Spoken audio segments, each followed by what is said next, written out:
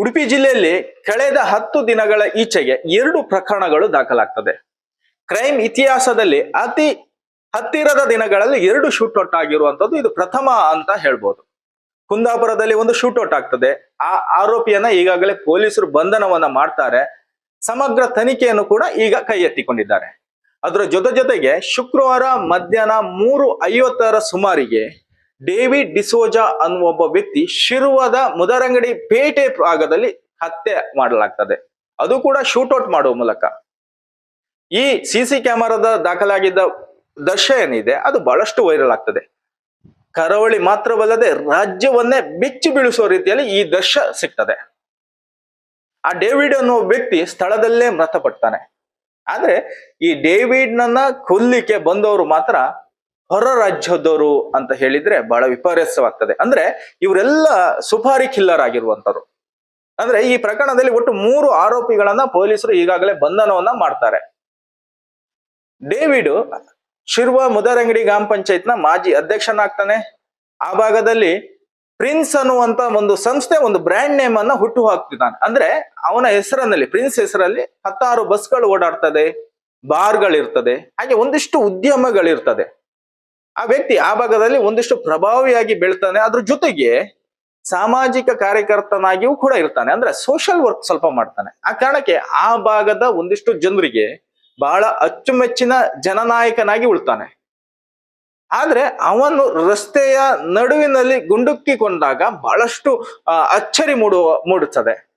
ಯಾವ ಕಾರಣಕ್ಕಾಗಿ ಅವನ ಹತ್ಯೆ ಮಾಡ್ಲಾಗ್ತದೆ ಅನ್ನುವಂತ ಪ್ರಶ್ನೆ, ಕೌತುಕ ಸಹಜವಾಗಿ ಹುಟ್ಟುತ್ತದೆ.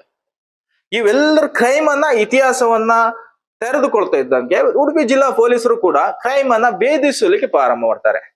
ಕ್ರೈಮ್ ನಡೆದು ಕೆಲವು ಗಂಟೆಗಳಲ್ಲಿ 3 ಆರೋಪಿಗಳನ್ನ ಬಂಧಿಸಲು ಸಫಲರಾಗ್ತಾರೆ. ಇಲ್ಲಿ ದೃಶ್ಯದಲ್ಲಿ ಗಮನಿಸಿಕೊಂಡಿರುವಂತ ಆ ಗನ್ ನಲ್ಲಿ ಹಣೆಗಿಟ್ಟು ಶೂಟ್ ಮಾಡಿರುವಂತ A1 ಆರೋಪಿ, ಪ್ರಮುಖ ಆರೋಪಿ ರಾಜು ಅಂಬೋನು, ಅಂದ್ರೆ ಉತ್ತರ ಪ್ರದೇಶದ ಮೂಲದವನಾಗಿರ್ತಾನೆ. ಇವನನ್ನ ಉಡುಪಿ ಜಿಲ್ಲೆಯ ಗಡಿ ಭಾಗ ಬೈಂದೂರಿನ ಒತ್ತಿನೆಣೆ ಪ್ರದೇಶ, ನಿರ್ಜನ ಪ್ರದೇಶ, ಇಲ್ಲಿ ಬಂಧನವನ್ನ ಮಾಡ್ತಾರೆ. ಅಂದ್ರೆ ಉಡುಪಿಯಿಂದ ಅವರು ಎಸ್ಕೇಪ್ ಆಗುವ ಸಂದರ್ಭದಲ್ಲಿ 3 ಆರೋಪಿಗಳು ಜೊತೆಯಾಗಿರ್ತಾರೆ. ನಿರ್ಜನ ಪ್ರದೇಶದಲ್ಲಿ ಅಲ್ಲಿ ಅಡಗಿ ಕುಳಿತಿದ್ದಾರೆ ಅನ್ನುವಂತ ಮಾಹಿತಿ ಉಡುಪಿ ಜಿಲ್ಲಾ ಪೊಲೀಸರಿಗೆ ಸಿಗ್ತದೆ. ಬೇರೆ ಬೇರೆ ತಂಡವನ್ನ ನಿಯೋಜನೆ ಮಾಡ್ತಾರೆ. ಕಾಪು SI ತೇಜಸ್ವಿ ಅವರ ತಂಡ ಆ ಪ್ರಕರಣವನ್ನ ಭೇದಿಸಕ್ಕೆ ಪ್ರಾರಂಭ ಮಾಡ್ತಾರೆ. ಆ ತಂಡ ಆ ಭಾಗಕ್ಕೆ ಹೋಗುವ ಸಂದರ್ಭದಲ್ಲಿ ರೀಫೈರ್ ಅನ್ನ ರಾಜು ಮಾಡ್ತಾನೆ ಅನ್ನುವಂತ ಮಾಹಿತಿ ಸಿಕ್ಕಿರುವಂತದ್ದು.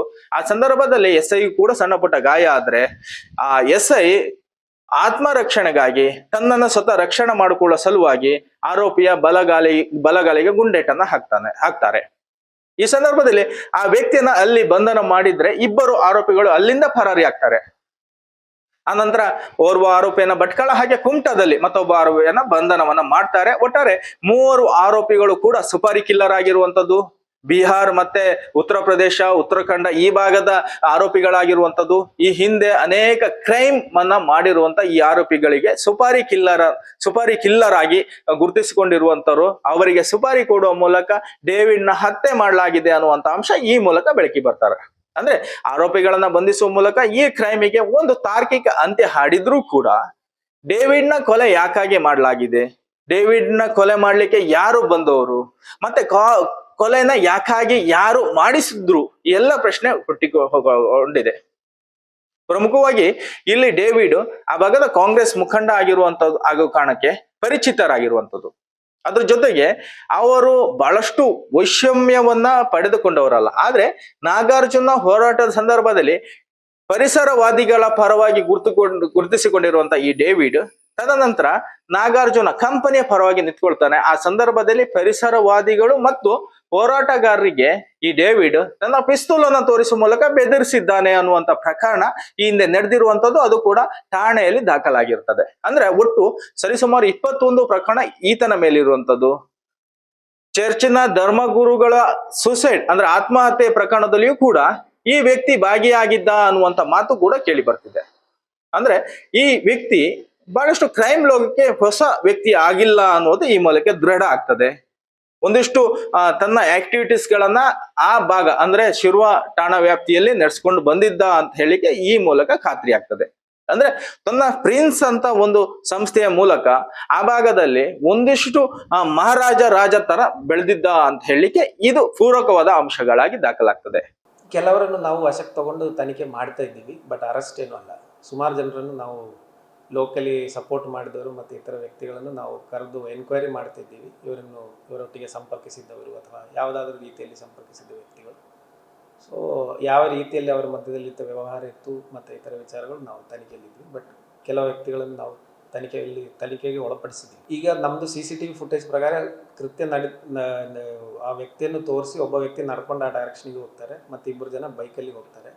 ಆಮೇಲೆ ಮೂರನೇ ವ್ಯಕ್ತಿಯ ಬೈಕಲ್ಲಿ ಹತ್ತಿ ಹೋಗಿದ್ದಾರೆ ಅಥವಾ ಬೇರೆ ಗಾಡಿಯಲ್ಲಿ ಹೋಗಿದ್ದಾರೆ, CCTV ಚೆಕ್ ಮಾಡಬೇಕಾಗ್ತದೆ. ಇಲ್ಲಿ ಪ್ರಮುಖವಾಗಿ ಪಿಸ್ತೂಲ್ ಮೂಲಕ ಪರಿಸರವಾದಿ ಮತ್ತೆ ಹೋರಾಟಗಾರರಿಗೆ ಹೆದರಿಸಿದ ಡೇವಿಡ್ ಎನ್ನುವ ಒಬ್ಬ ವ್ಯಕ್ತಿ ಇದ್ದಾನೆ. ಆ ವ್ಯಕ್ತಿ ಸುಪಾರಿ ಕಿಲ್ಲರ್ ಮೂಲಕ ಹತ್ಯೆ ಆಗಿದ್ದಾನೆ ಅನ್ನೋದು ಬಹಳಷ್ಟು ಅಚ್ಚರಿ ಮತ್ತು ವಿಶೇಷತೆಯನ್ನ ಕಾಣ್ತದೆ.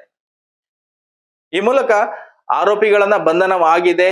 ಆ ಆರೋಪಿಗಳಿಗೂ ಯಾರು ಫಂಡ್ ಅನ್ನ ಮಾಡಿದ್ರು, ಅದ್ರ ಜೊತೆಗೆ ಸುಪಾರಿಯನ್ನ ಯಾರು ಕೊಟ್ಟಿದ್ರು, ಸುಪಾರಿ ಕೊಟ್ಟ ವ್ಯಕ್ತಿಗಳು ಡೇವಿಡ್ಗೆ ಯಾವ ರೀತಿ ಸಂಪರ್ಕ, ಡೇವಿಡ್ ಮತ್ತೆ ಸುಪಾರಿ ಕೊಟ್ಟಂತ ಉದ್ಯಮಿ ಏನಿದ್ದಾರೆ ಅಥವಾ ಆ ವ್ಯಕ್ತಿಗಳೇನಿದ್ದಾರೆ ಅವರು ಯಾಕಾಗಿ ಕೊಟ್ಟಿದ್ದಾರೆ, ಈ ಬಗ್ಗೆ ಎಲ್ಲ ಪೊಲೀಸರು ಸಮಗ್ರವಾಗಿ ತನಿಖೆ ಮಾಡ್ತಾರೆ.